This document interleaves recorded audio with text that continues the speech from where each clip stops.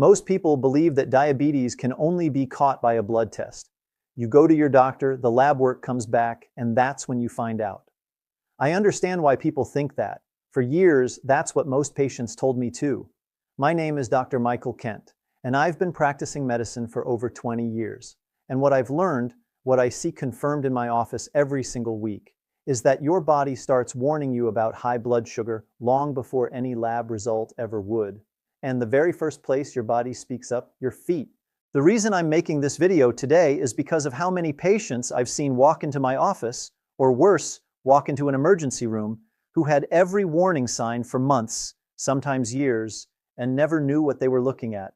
Today, I'm going to change that for you. Just last month, I sat down with a patient, a 67-year-old man, retired, healthy lifestyle, felt fine. He came in for a routine checkup. But before we did any blood work, I asked him about his feet. He told me, "My feet have been a little numb for a while. I figured it was just age." He had 4 of the 9 signs I'm going to show you today. His fasting blood sugar came back at 214. He was diabetic and had been for over 2 years without knowing it. So today I want to show you exactly what I showed that patient. 9 signs that were already on his feet and on millions of feet right now that almost nobody recognizes for what they are. For each one, I'll tell you what most people assume it is, what's actually happening inside your body, and one simple daily habit that can protect you. The American Diabetes Association estimates that 1 in 5 Americans with diabetes don't even know they have it.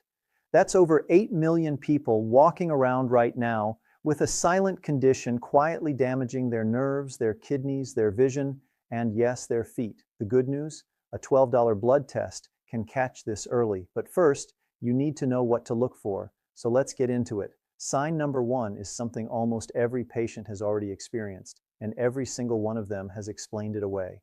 Tingling, numbness, that pins and needles feeling in the feet. My patients almost always tell me, "Dr. Kent, my foot just falls asleep sometimes. I was sitting with my legs crossed."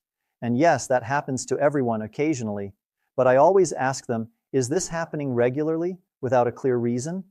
Because if the answer is yes, we need to talk about what's actually going on. Frequent recurring numbness or tingling in the feet, what doctors call peripheral neuropathy, is one of the earliest signs that blood sugar has been elevated for some time. The extra sugar in your bloodstream begins attacking the outer protective layer of your nerves. It's a slow process, which is exactly why most people miss it.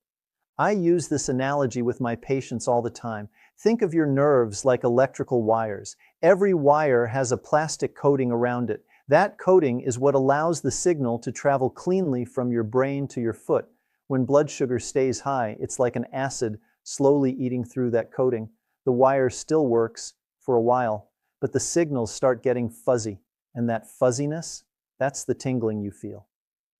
According to the American Diabetes Association, peripheral neuropathy affects nearly 50% of people with diabetes.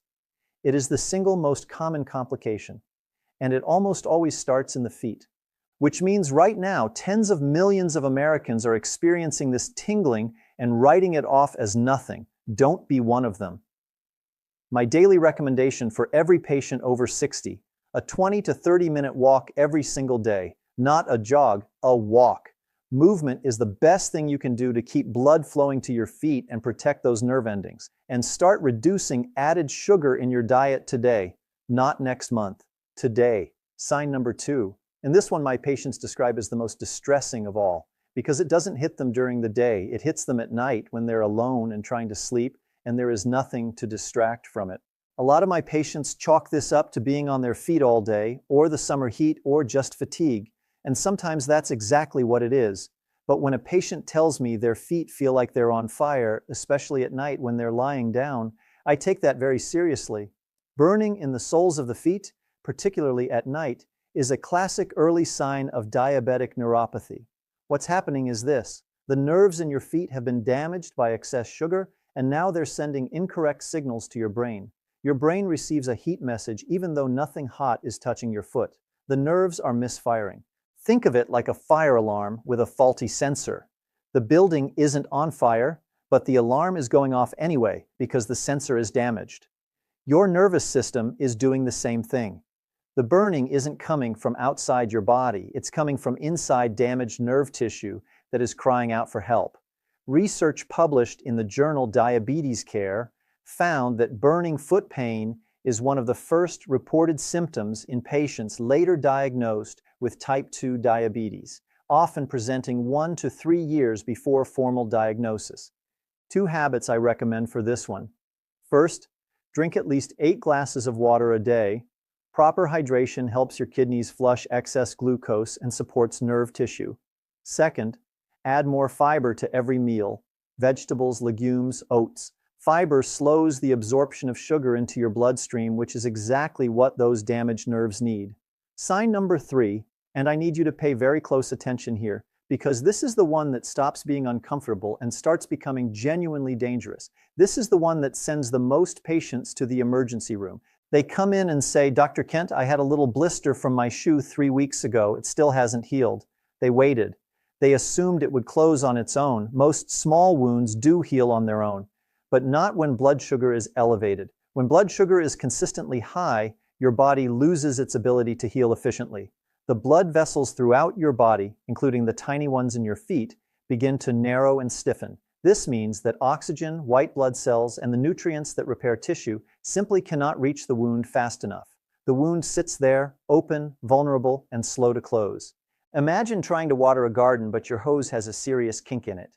The water is there, but it's not getting where it needs to go. That's exactly what high blood sugar does to circulation in your feet. The healing ingredients exist in your blood, and they just can't reach the wound. And an open wound that won't close is an infection waiting to happen.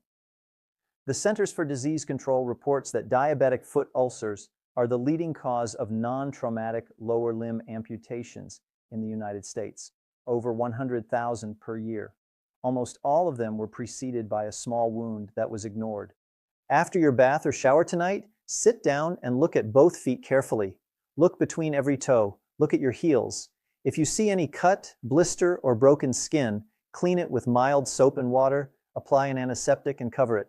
And if it hasn't improved in 48 hours, call your doctor.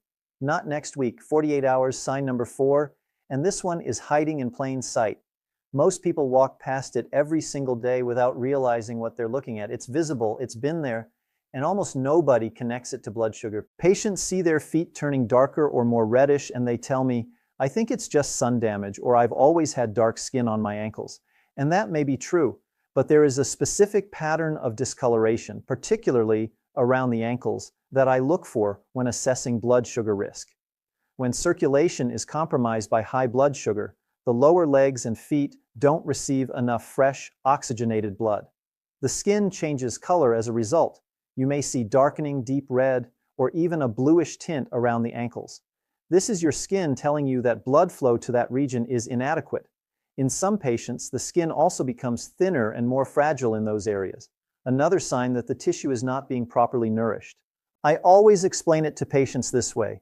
Think of your blood as a delivery truck carrying oxygen and nutrients. Your feet are at the end of the longest delivery route in your body, further from your heart than any other part. When the roads narrow because of damaged blood vessels, the deliveries stop arriving on time. The skin, starved of fresh oxygen, changes color. It's a distress signal you can see with your own eyes, if you know what you're looking for. A study in the Journal of the American Academy of Dermatology found that these skin changes are detectable on average 18 months before a formal diabetes diagnosis. The daily habit here, 5 minutes of ankle circles, toe raises, and calf stretches every morning. Even that small amount of movement gets blood flowing into your feet. And if you can't exercise, elevating your feet slightly while you sit can make a meaningful difference. Sign number 5. And this one surprises my patients the most because it looks completely harmless. In fact, most people have had it for years and never once connected it to blood sugar. "Dr. Kent, my heels crack every winter. It's just dry skin." I hear that constantly. And yes, that's extremely common. But when your heels are cracking badly in the middle of summer or no moisturizer seems to help no matter how much you use, that's a completely different story. Diabetes affects the autonomic nerves, the ones that control automatic functions you never have to think about. One of those functions is regulating moisture and sweat in the skin. When these nerves are damaged, the sweat glands in your feet stop working properly. Your feet lose their natural moisture from the inside out. No amount of lotion fixes the root cause. Think of your skin like a wall that needs to stay sealed. When those autonomic nerves are damaged, the mortar between the bricks starts crumbling. Cracks appear, and those cracks in the skin of your feet are not just cosmetic. They are open doors for bacteria and infection. In a foot with poor circulation, that infection can become very serious very quickly. I have had patients come in with cracks so deep in their heels they were bleeding, and they told me they had been putting lotion on it for 2 years with no result. That's not a skin problem, that's a nerve problem. The American Podiatric Medical Association identifies chronic, hard-to-treat heel cracking as a significant indicator of autonomic neuropathy in seniors, a condition directly linked to long-term elevated blood sugar. And autonomic neuropathy is not a minor inconvenience. It is a sign that the nervous system is under serious stress. Moisturize your feet every single night before bed. A good lotion or pure coconut oil works well. Apply to the sole and heel thoroughly. But never apply moisturizer between your toes. That trapped moisture breeds fungal infection. And drink 8 glasses of water daily. Your skin needs hydration from the inside as much as the outside. I want to pause here for just a moment. We've been through 5 signs so far, and I want to ask you something directly. Have you noticed any of these signs in yourself or in someone you love? A spouse, a parent, a sibling? If the answer is yes, even one sign, go to the comments section right now and type the word yes, just yes. Capital letters. That's all I need. I read every single comment on this channel, every one. If you have a question, ask it. If you're concerned, tell me. That's why I created this channel, not to talk at you, but to talk with you. And if you're finding this useful, hit the like button right now. It takes 1 second and it tells YouTube to show this to more seniors who need it. All right, let's keep going. Sign number 6, and this one is more serious than most people realize because it's not just about your feet. It's about what's happening to your kidneys at the same time. Almost everyone I've seen with this tells me, I sit at my desk all day, or I stand on my feet at work. Occasional swelling from activity is normal. I want to be clear about that. But if your feet and ankles are consistently swollen and you're leaving deep sock marks every evening, that changes the picture. High blood sugar affects the kidneys, and the kidneys control your body's fluid balance. When kidney function is impaired by years of elevated glucose, fluid accumulates in the lowest part of your body, your feet and ankles. This swelling, called edema, is a sign that your body's filtration system is under stress. Think of your kidneys as the filtration plant for your body. Every drop of blood passes through them to be cleaned. When high blood sugar damages those filters, the system backs up, and excess fluid has nowhere to go except downward. Gravity does the rest. The fluid pools in your ankles. You press your finger into the swollen area and the indentation stays there for a few seconds. That's called pitting edema, and it is not something to ignore. The National Kidney Foundation reports that diabetic kidney disease affects approximately 1 in 3 adults with diabetes, and lower extremity edema is frequently the first visible sign that kidney function is being compromised.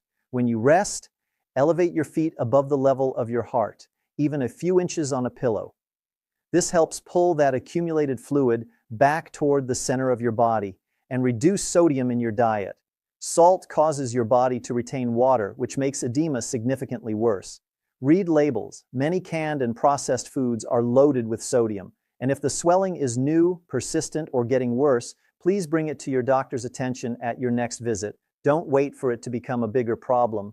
Sign number 7 is the one I see most often misdiagnosed, men especially. And by the time they find out what it actually is, they've been living with it and masking it for years. The majority of my senior patients are male. And what I hear, almost without exception, is this: I've been taking ibuprofen for the foot pain for months. I figured it was arthritis, maybe an old sports injury. I've heard this story dozens of times, and sometimes that's exactly right. But sometimes the pain has a completely different origin, one that ibuprofen will never touch. When nerves are damaged by chronic high blood sugar, they don't always go quiet. Sometimes they become hyperactive. Instead of going numb, they start firing random, intense signals your brain interprets as severe pain. Patients describe it as stabbing, an electric shock, or a hot needle through the foot. This happens most often at night when there are no other sensory distractions. Think of a car alarm damaged in a fender bender. Every few minutes it starts screaming for no reason. Nobody is breaking into the car. The alarm is just broken. That's what a damaged nerve does. It sends alarm signals to your brain when nothing is actually happening. The pain is completely real, but its source is nerve dysfunction, not injury. And taking ibuprofen doesn't fix a damaged nerve. What it does is mask a signal your body is desperately trying to send you. And masking signals is the last thing you want to do when your nerves are asking for help. A landmark study in the New England Journal of Medicine found that painful diabetic neuropathy affects approximately 25% of people with diabetes and is frequently mistaken for arthritis, tendinitis, or age-related joint pain. Every morning, 5 minutes of gentle foot and ankle stretching before you get out of bed. Flex your feet, circle your ankles, pull your toes back gently. Get blood moving before you put weight on your feet. And every night before bed, give your feet a gentle 3-minute massage. Light circular strokes along the sole and up the ankle. Your nerves will thank you. Sign number 8 is the one that tells me how far things have progressed. When I see this in a patient, I know the damage is not early anymore. And almost every single time, the patient's first reaction is, "Doctor, I've had that my whole life." They say, "I've always had cold feet, Dr. Kent. My wife has stolen the electric blanket every winter for 30 years." And I laugh with them. But then I ask, "Are your feet cold in July? Are they cold under 3 blankets?" Because that's when I become concerned. Cold feet that persist regardless of the temperature around you, cold in summer, cold under heavy blankets, cold even when the rest of your body feels warm, are a strong indicator of significantly compromised blood circulation in the lower extremities. Your blood vessels have narrowed or stiffened to the point where warm blood simply is not reaching the tips of your feet in sufficient volume. Think of your blood vessels like a heating system running pipes to every room in your house. When those pipes narrow from blood sugar damage, the heat doesn't make it to the far end. The room stays cold no matter how hard the furnace works. That cold is not about the weather, it's about the pipes. The American Heart Association identifies peripheral artery disease caused by narrowed blood vessels as affecting over 8 million Americans, with diabetes being the single largest risk factor. Cold feet are one of its earliest and most consistent symptoms. The best response here is a 30-minute brisk walk every single day. Not a stroll, a purposeful arm-swinging walk. This forces blood circulation into the feet and lower legs, strengthens blood vessel walls, and over time can reverse some of the early narrowing. Start with 10 minutes if 30 feels like too much. The important thing is to start today. Sign number 9, and this is the one almost nobody ever talks about. The one I have never seen covered in a patient brochure. The one most people walk right past, including many doctors. But once you know it, you will never unsee it, and I almost never have to bring it up because patients rarely notice it themselves. But during a foot exam, when I look at the lower legs and the tops of the feet, sometimes there's a visible absence of hair in those areas. The patient looks down and says, I never noticed that. And that is exactly the problem. It's a quiet sign, easy to miss, but it matters. Hair follicles need a steady supply of blood and oxygen to function. When circulation is significantly impaired by long-standing elevated blood sugar, the follicles in your feet and lower legs slowly stop receiving what they need. Over time, they stop producing hair entirely. That hair loss is a visible marker of blood vessel damage that's been progressing in many cases for years. Think of hair follicles like small plants in a garden. When the irrigation pipe narrows or blocks, the plants don't die immediately, they just gradually stop growing.